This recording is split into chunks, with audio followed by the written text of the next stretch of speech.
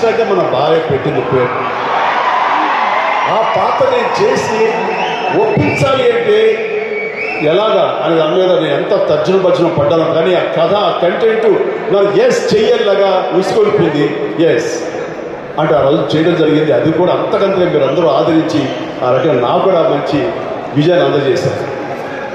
And నేను అనుకుంటున్నాను ఇప్పుడంతా sequels, prequels, number 1, number 2, number 3 సినిమాలు జరిగేటటువంటి దీంట్లో ఎవరైనా సరే కథకులు ముందుకొచ్చి ఇంద్రసేనారెడ్డి వర్సెస్ సమరసింహారెడ్డి క్యారెక్టర్స్ని ఒక సినిమాలో పొందుపరిచి మమ్మల్ని చేయమంటే మాత్రం బాగా నేను రెడీ. మీరు శభాష్ అలా చేస్తే ఎలా ఉందో ఊహించుకోండి.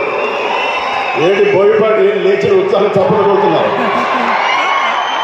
ఏం బోయపాటి ఛాలెంజ్ చూసి తీసుకో. నేను చాలా మంది కలుగులకి అలా చెప్పాను. పక్కన చౌదరి కూడా ఉన్నాడు. ఏమో ఎవరి నుంచి ఎవరు మనోపలక నుంచి వస్తుందో అది వాళ్ళ ఇష్టం. అది అలాగే నాకు చేయాలని ఉత్సాహం అనిపించింది. ఇక నాకు కాలేజీ చదివే రోజుల్లో